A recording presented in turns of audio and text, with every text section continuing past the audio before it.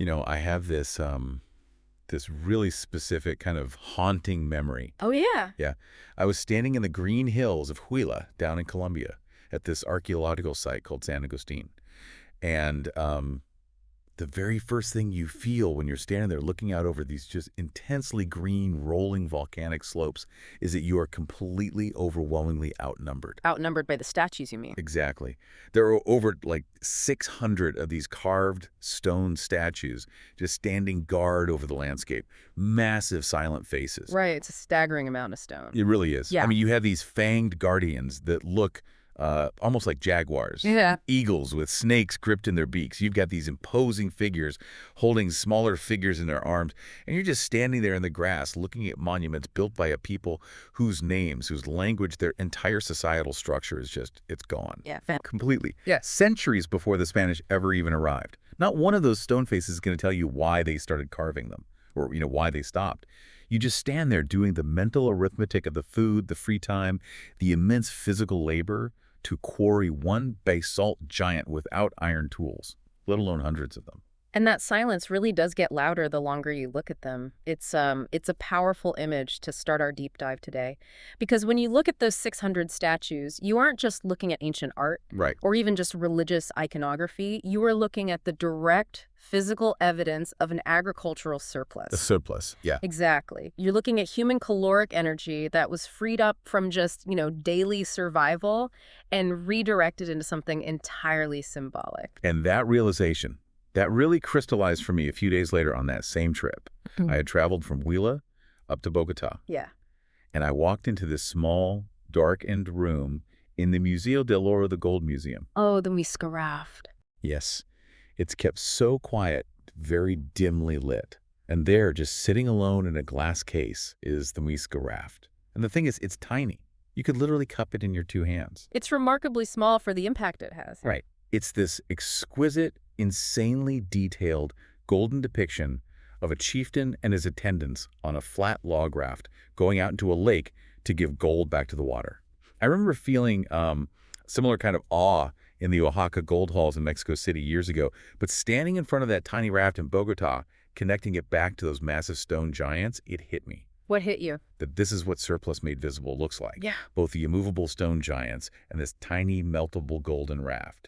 It was beauty, it was monument, and it fed absolutely no one. No one at all. But it clearly meant everything to the people who spent their lives making it. And that contrast, I think, is exactly what makes the historical dossier and the Master Series plan we gathered for this deep dive so compelling.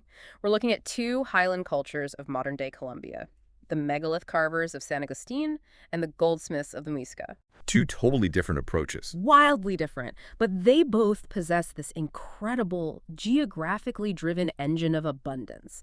They both took a massive agricultural surplus, which bought them the rarest commodity in the ancient world. Free time. Exactly, free time.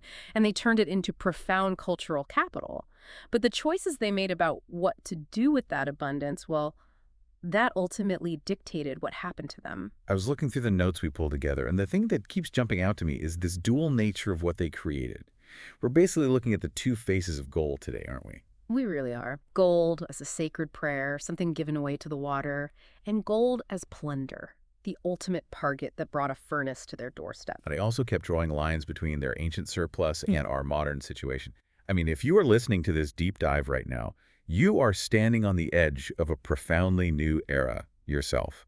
We are constantly hearing about this impending age of artificial intelligence and, advanced energy abundance. It's a very apt comparison because abundance, whether we're talking about ancient agricultural yields or modern computational power, it forces a society to make choices. Yeah. And to explore those choices today, we need to hold on to a very specific tone. It requires curiosity, but also, as you said, it's a little haunted. Definitely haunted.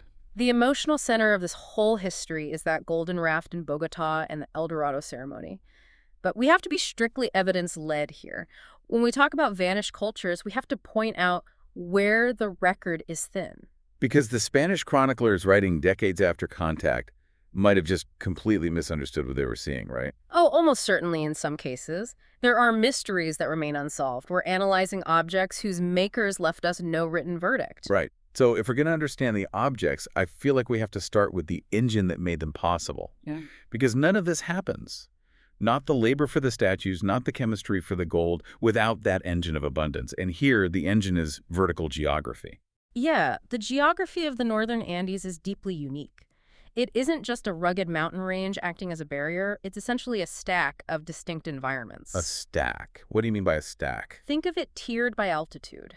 You have deep, warm valleys which ascend up to temperate slopes and finally culminate in high, cool plateaus, most notably the Altiplano Cundiboyacense. Okay, so it's layered. Exactly. Layered by altitude, but all of it is enriched by highly fertile volcanic soil and watered by incredibly reliable rainy seasons. But I need to understand this mechanically. How does a mountain being stacked act as an economic engine? I mean, I get that volcanic soil is fertile, but a mountain is still way harder to farm than a flat river basin, right?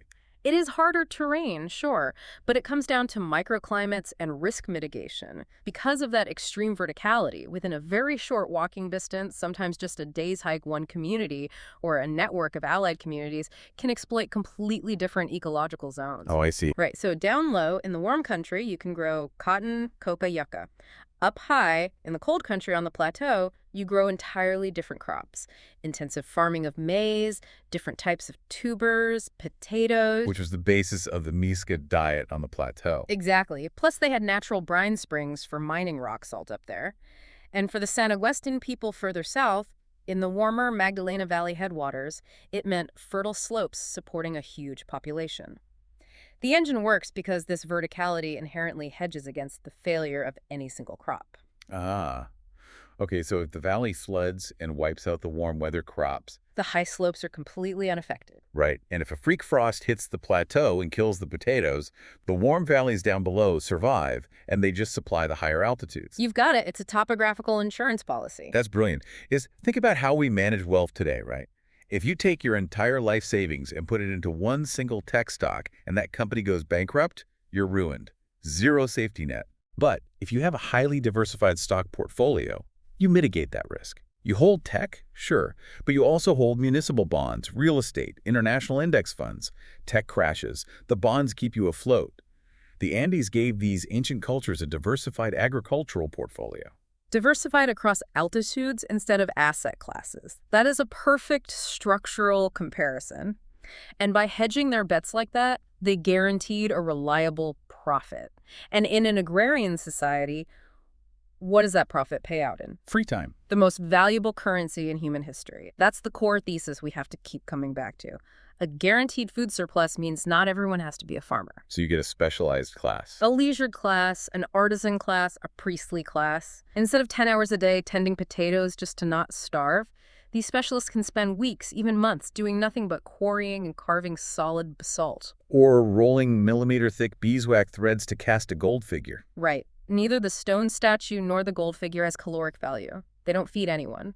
But they require an enormous amount of skilled, subsidized labor. It really makes you stop and think about how the person listening right now, how you spend your surplus time. We have so much invisible machinery, automated agriculture securing our food today. Our basic survival is mostly a solved problem. So what do we do with our surplus time? What are our modern monuments? It's a profound question because merely having a surplus doesn't predetermine what a culture will do with it. We understand how the San Agustín and the Muisca got their free time, but now we have to look at the radically different ways they spent it. And the contrast is just stark. So stark. Let's start with the culture that chose absolute, unyielding permanence. San Agustín, take us back to the upper Magdalena Valley. What was happening there and what's the timeline? We're talking primarily about the regional classic period in that area, roughly the 1st century to the 9th century AD. Okay, so quite a long time ago. Yes. The San Agustín culture used their surplus to carve more than 600 known stone statues scattered across this massive ritual landscape. They didn't just drop them randomly. They set them up around and inside earthen burial mounds, formerly called tumuli, and complex stone slab tombs. So these are funerary. Heavily. Some of the elaborate figures actually flank carved stone sarcophagi or serve as architectural supports for funerary chambers. And just to be clear, these aren't just rough pillars with eyes scratched to them, right? Not at all. They are deeply complex, anthropomorphic and zoomorphic. You have warriors holding clubs, their mouths pulled back in aggressive fang snarls, stylized eagles gripping snakes, frogs, monkeys. It's this rigid, highly symbolic religious iconography oriented entirely toward the dead. The physical effort is what just gets me. Basalt is volcanic rock. It's incredibly dense, it's heavy, it's unforgiving. And they're carving it with other stones, with sand, water, friction. Immense labor. All that surplus poured into stone. Basalt is monumental. When you carve a 3-ton block of basalt and drag it to a burial mound, your intention is for it to stay exactly where it is put for eternity. Yes, they made a deliberate societal choice to invest in permanence.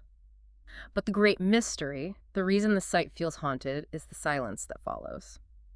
By somewhere around the 8th or 9th century AD, the monument making just stops. The chisels are laid down. The mound building ceases entirely. Wait, let me clarify something here. When you say the monument making stopped, do you mean the people completely disappeared? Like a mass extinction or a plague? That's a crucial distinction and a common misconception.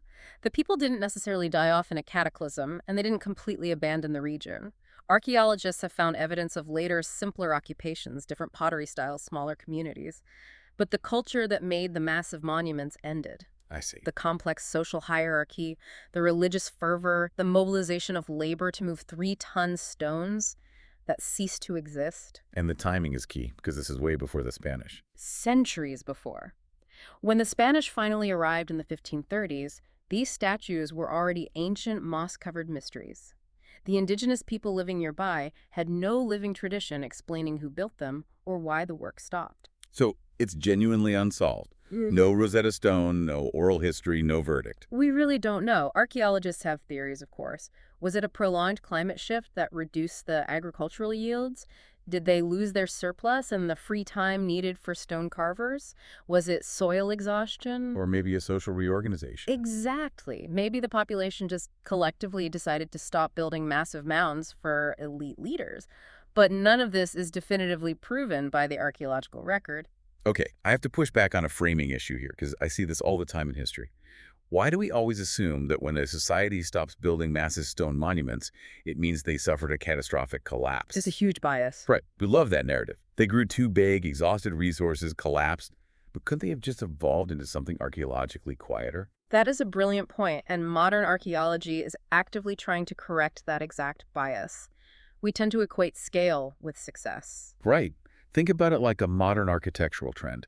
Imagine archaeologists 5,000 years from now excavating the mid-20th century.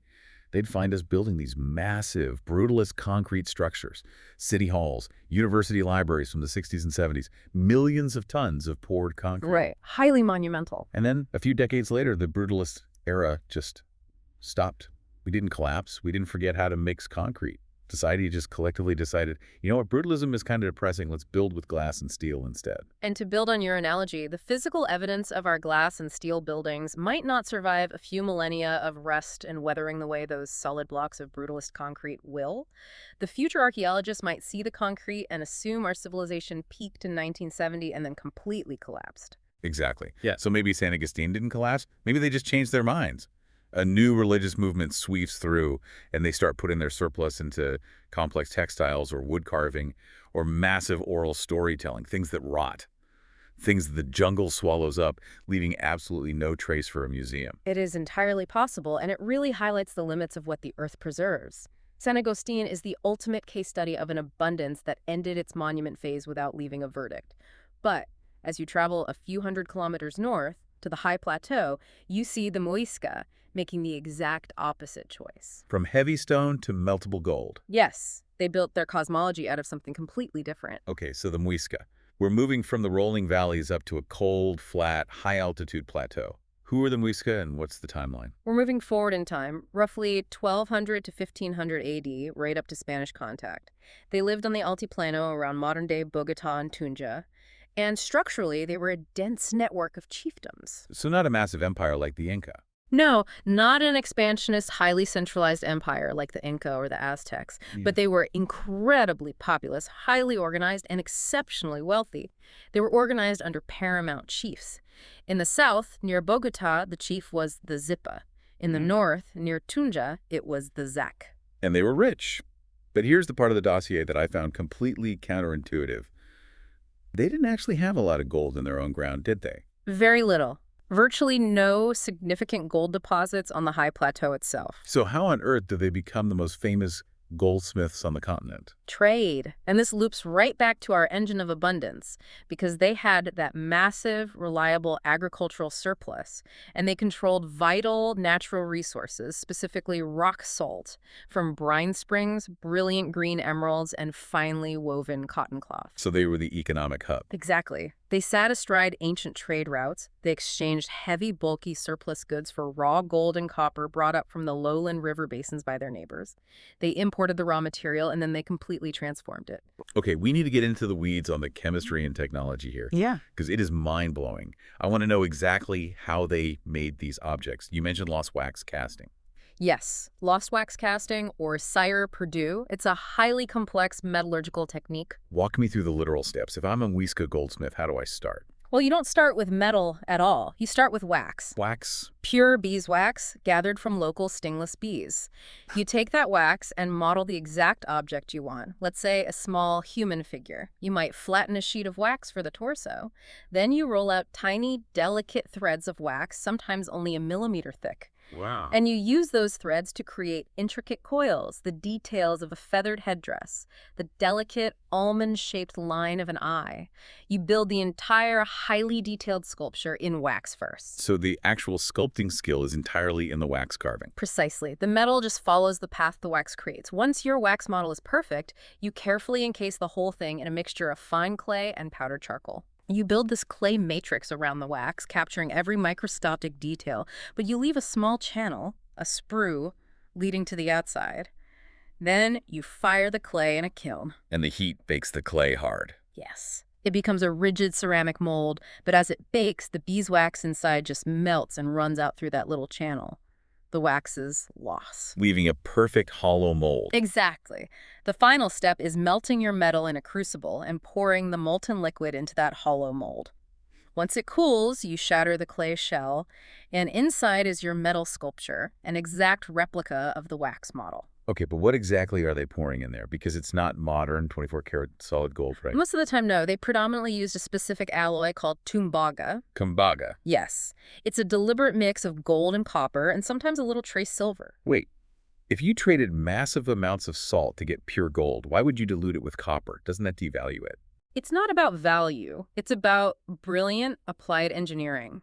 They mixed it for very specific technical reasons.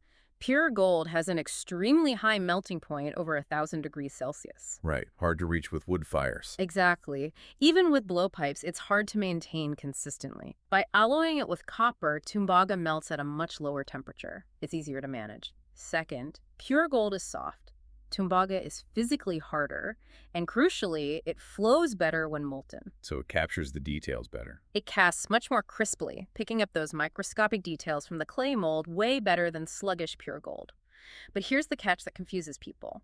Regional tumbaga could have a wildly high copper content, sometimes up to 70% copper and only 30% gold. Okay, so if it's 70% copper, when you pull that figure out of the mold and shatter the clay, it's not going to look like brilliant, shining gold. It's going to look like a dull, oxidized, dirty penny. Exactly. It would look dark and coppery.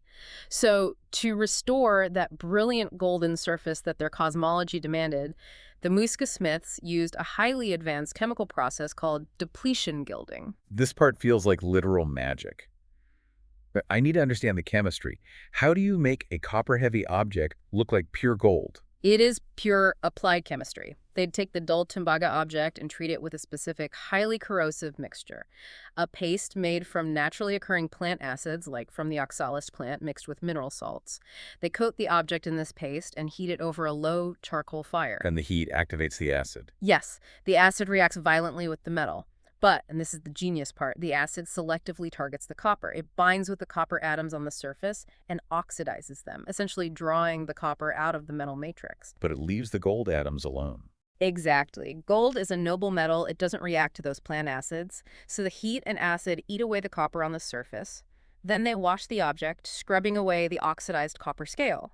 What's left behind on the surface is a microscopic, spongy skin of nearly pure gold. Spongy gold. Right, so then they'd burnish it, they'd rub it with a smooth stone or a bone tool, which flattens that spongy gold down into a solid, brilliantly gleaming surface. It looks like solid 24-karat gold, but chemically, internally, it's mostly copper, gilded from within by chemistry. I am so fascinated by the philosophy here. From a modern, cynical Western perspective, you might say, oh, they were counterfeiting, figured out a trick to make cheap copper look like expensive gold to defraud people. But that wasn't it at all. Not even slightly. To understand this, we have to separate our modern extractive view of gold from their cosmological view. To the Muisca, gold wasn't currency. It captured the light of the sun. It was sacred. And to understand how they used it, we have to talk about dunjos. Dunjos. I saw several of these in the museum. What are they exactly? They are votive figures, small, relatively flat, somewhat schematic depictions. Human figures, animals, scenes of daily life. But here's the defining detail. Tunjos are almost always left deliberately rough and unfinished on the back. Wait. Yeah. The sprues, those little metal pour channels, were often just left attached, not filed down, not polished. Let me stop you there, because that makes no logical sense. Yeah. If I'm a master goldsmith, I can roll millimeter-thick wax. I know the advanced chemistry of depletion gilding. Why would I skip the final step? Why leave the back rough? Because they were never meant to be looked at by human eyes. Really? Never meant to be worn as jewelry. Never meant to be displayed in a palace to show off wealth. They were made specifically, from the moment the wax was shaped, to be given away. Given to? To the earth.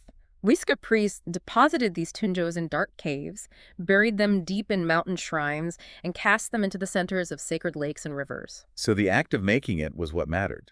The labor, the chemistry, the intention that was the value, not the polished aesthetic? Exactly. The wealth wasn't hoarded in a vault or buried with a king to keep him rich in the afterlife, like in Egypt. To the Muisca, these objects were a petition, a prayer, a direct spiritual exchange with the forces of nature. They gave the gold to the water to ask for health, good harvests, balance. So to a Muisca priest, gold is quite literally a prayer you can hold in your hands. Yes, it is their vast agricultural surplus translated directly into cosmology. It completely upends everything we're taught about value today. Think about this analogy.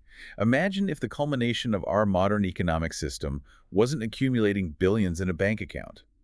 Imagine a community spending years gathering rare earth metals, using the most brilliant engineering minds to painstakingly build a state-of-the-art trillion-dollar supercomputer. The absolute pinnacle of their technological capability, right? Exactly. And the moment it's finished, the moment it boots up and works, they don't sell it. They don't use it for high-frequency stock trading.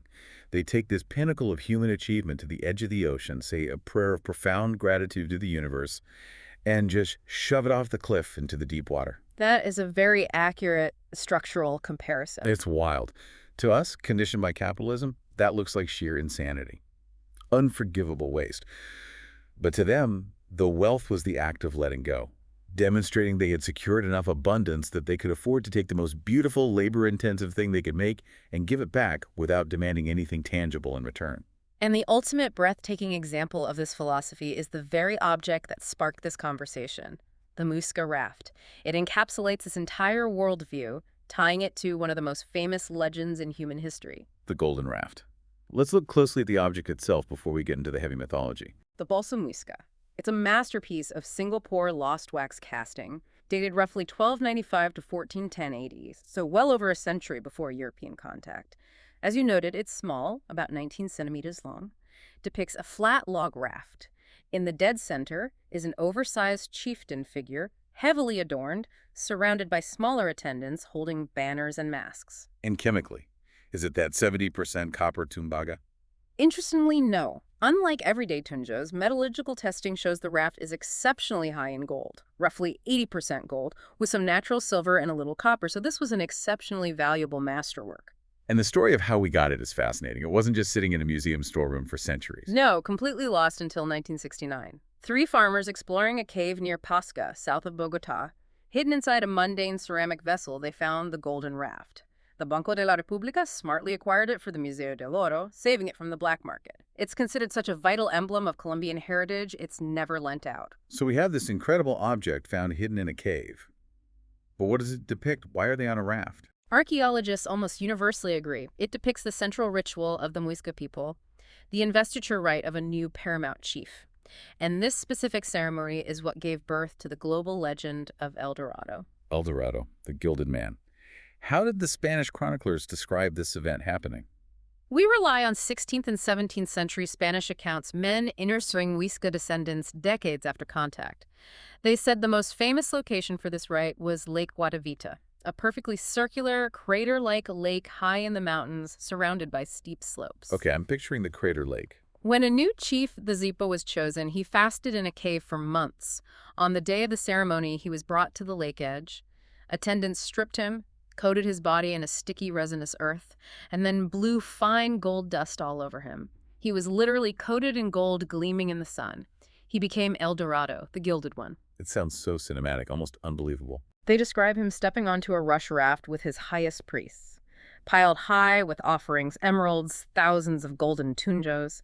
They pull out to the center of the deep lake. The crowds on the slopes are playing instruments, shouting. The noise is deafening. Then a flag is raised. And absolute silence. And then the drop. In that profound silence, the gilded chief and priests heave the massive pile of emeralds and gold over the side. The chief dives into the lake, washing the gold dust from his body, giving it entirely to the gods. He swims back to shore as the fully recognized ruler. It's an astonishing image, but being evidence-led, what are the caveats? How much is verified history? How much is myth? We have to apply caution. The Spanish recorded this long after contact.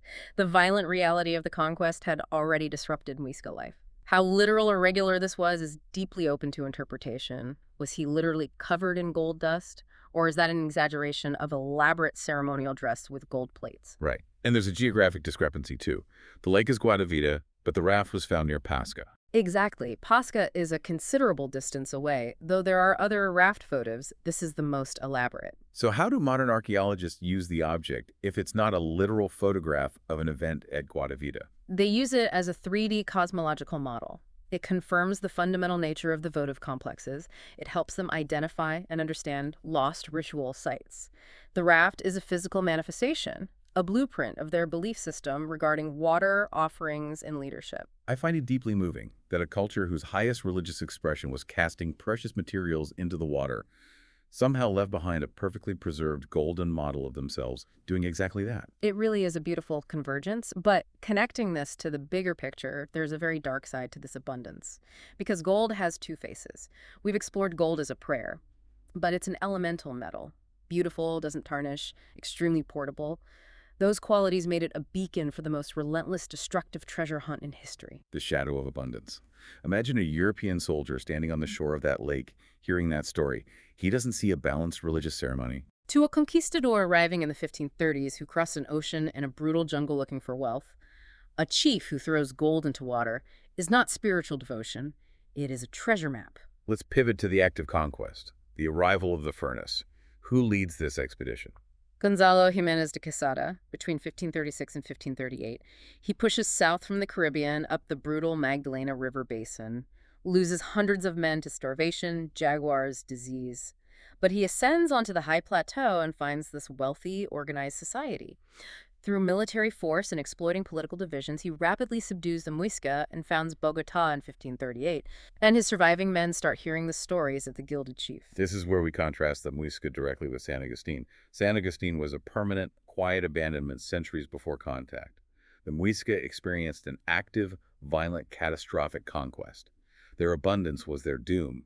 The wealth that allowed them to express their cosmology attracted the people who would destroy it. A tragic irony. And the psychological mutation of the El Dorado story is fascinating. It started as a historical reality, a gilded man at a lake. But in the Spanish imagination, driven by feverish hunger, it mutated. The gilded man became a rumor of a golden place, then a hidden golden city. Finally, a mythic golden kingdom retreating deeper into the uncharted interior the harder they looked. It's the ultimate mirage. It pulled expedition after expedition into the jungle, generation after generation chasing a ghost. Thousands of indigenous people enslaved or killed, thousands of Europeans dead, chasing a fiction. The city was fiction, but at the literal source, Lake Guatavita, the assault was very real and incredibly persistent. Because they knew the gold had actually been thrown in there, they tried to drain the lake, didn't they? Relentlessly. For 4 centuries, conquistadors, engineers, and adventurers tried to pull the plug on Lake Guatavita. Walk us through this. How do you drain a crater lake in the mountains? It starts around 1545. Hernán Pérez de Quesada, the conquistador's brother, forces indigenous laborers to literally cut a V-shaped notch into the solid rim of the crater with hand tools. They lower the water about 10 feet, recover some gold from the mud, but the sheer weight of the earth collapses the cut. But they don't give up. No. Around 1580, a merchant named Antonio de Sepulveda tries again. Drives a deeper trench, lowers the lake by 60 feet, finds golden breastplates, emeralds, tunjos. But the trench walls collapse catastrophically. A massive landslide kills his workers, the attempt is abandoned, and he dies poor. But the myth outlives the Spanish Empire. It does. In 1799, the Enlightenment scientist Alexander von Humboldt visits. He mathematically calculates the volume of the lake and estimates there could be hundreds of millions of gold coins worth of treasure at the bottom. He fixes El Dorado as a quantifiable fortune waiting for better technology. And the Industrial Revolution provides it. In 1889, a British company, Contractors Ltd., arrives. They drive an underground tunnel up through the mountain to tap the bottom of the lake like a bathtub drain. They install massive steam pumps, and they succeed. They drain Lake Guatavita almost entirely. Wow, what did they find? Humboldt's mountain of gold. A few pieces of jewelry. But they encountered an unforeseen problem. The bottom wasn't flat, it was centuries of deep, soft mud. When the water was gone and the intense sun hit that mud, it baked. It baked. Baked into an impenetrable, concrete-like crust almost instantly. Any gold was trapped solid inside. The mud cracked, shifted the earth, and sealed their drainage tunnel. The project bled them dry, and the company collapsed in 1912. It's like the lake actively defended itself. It held on to its secrets. Today, thankfully, Lake Guatavita is a legally protected site. No dredging allowed. A quiet verdict on 4 centuries of greed. But while the lake held on, the rest of the Muisca gold didn't fare so well. We have to talk about the everyday catastrophe above ground. The furnace. Right. The Spanish administrators weren't acting as museum curators? No, they didn't care about lost wax casting or depletion gilding. Or that a tunjo represented a sacred prayer. To the Spanish crown, the objects only mattered as weight. Bullion. Featureless ingots shipped back to Seville to fund wars and pay debts. The vast, overwhelming majority of Muisca gold work that ever existed simply no longer exists. That's the real wreck of indigenous metallurgy. Tens of thousands of handmade prayers reduced to utilitarian bullion. Here's an analogy for that specific type of loss. Imagine finding an ancient, perfectly preserved illuminated manuscript containing the lost wisdom of a civilization, hand-painted by monks over decades. But the person who finds it is cold. So they rip out the pages, crumple them up, and use them as kindling to heat a pot of water. They entirely missed the value because they could only measure its utility in base extractive terms. That is exactly what happened in the foundries. They burned the manuscript for a few minutes of warmth. So if that destruction went on for centuries, how do we have anything left today? How does the Museo del Oro even exist? We have to talk about the institution that acted as a countermeasure, the counterfurnace, which, incredibly, is the Banco de la República. The Central Bank of Colombia. Yes. In 1939, they made a visionary decision. Grave robbing and melting down pre-Hispanic gold for scrap was still rampant, so the bank stepped in. They began systematically using state funds to buy pre-Hispanic gold pieces from private owners and finders, explicitly to save them from the melting pot. Opening the furnace. Precisely. Today, the museum holds over 34,000 pre-Hispanic gold objects, the largest collection of its kind in the world. 34,000 pieces. It's almost unimaginable. Walking into that museum, it is a sanctuary, the gathered, rescued surplus of an entire region. What survived the fire? I have a philosophical question for you about that. When you consider the scale of what was lost, millions of pieces melted over 400 years, does standing in the museum feel like a massive victory because those 34,000 pieces were saved? Right. Or does it feel like a profound tragedy because they are such a microscopic fraction of what was fed to the furnace? It's an unresolvable contradiction, a triumph of preservation, but a monument built on ashes, both victory and tragedy. And consider the profound irony. A central bank, an institution dedicated to cold capital and bullion, became the ultimate guardian of a society's spiritual cosmology. The accountants save the prayer. They did, and looking at these ancient societies forces us to pivot to the present. We have to look in the mirror at our own modern concept of surplus. Right, because we are living through a moment where the survival equation of humanity is shifting. We are being promised a new age of abundance by tech and energy leaders. A modern dream of a post-scarcity world, driven by artificial intelligence automating labor and near-limitless clean energy, like global solar or commercial nuclear fusion. So let's map this. Compare this impending AI surplus to the ancient Andes. Structurally, it's very similar. Just like the stacked geography provided a surplus that bought free time, AI and fusion are framed as a modern salmon run, a technological surplus freeing human time at a civilizational scale. If AI does the labor and energy is practically free, human survival is decoupled from grinding labor. We get our free time back. But applying the test from our sources, what is the shadow of this new abundance? What is the furnace? The shadow is physical costs and human behavioral flaws. AI requires immense physical infrastructure. Data center electricity demand is expected to leap from roughly 460 terawatt-hours in 2024 to potentially over 1,300 terawatt-hours by 2035. Massive energy sinks. But wait, mechanically, this brings up the Jevons paradox, right? If AI makes things faster and cheaper, shouldn't we theoretically use less energy because we're being more efficient? That's the logical assumption, but it's backward. The Jevons paradox states that as technological efficiency increases, the rate of consumption actually rises. Explain how that works. Think about coal in the Industrial Revolution. Steam engines got more efficient, so we didn't use less coal. We put steam engines in absolutely everything, and coal consumption skyrocketed. The same applies to AI compute. Cheaper intelligence means induced demand. We find new ways to use more of it. AI agents talking to millions of other agents. Efficiency drives massive new consumption. Let's bring in the current debates on AI. Our sources reference the Klein-Thompson 2025 abundance debate. The core argument is that manufactured scarcity and human status competition don't just magically disappear because there's plenty of server space. Right. Scarcity in the modern world is often a governance-made failure. We grow enough food to feed the planet, yet people starve because of distribution. Just because AI can produce enough doesn't mean society will distribute that surplus evenly. The San Agustín chose stone monuments. The Muisca chose to throw gold in the lake. We face the same choice with technological surplus. The questions are massive. Who owns the models? Who owns the land? Does the free time go to the working class or consolidate into wealth for the elite who own the compute? Exactly. And that's where the utopian tech vision often falls flat. I have a massive pushback on that utopian vision. The idea is that if AI gives everyone free time, we enter a renaissance of art and philosophy. But will we actually build modern Muisca Rafts?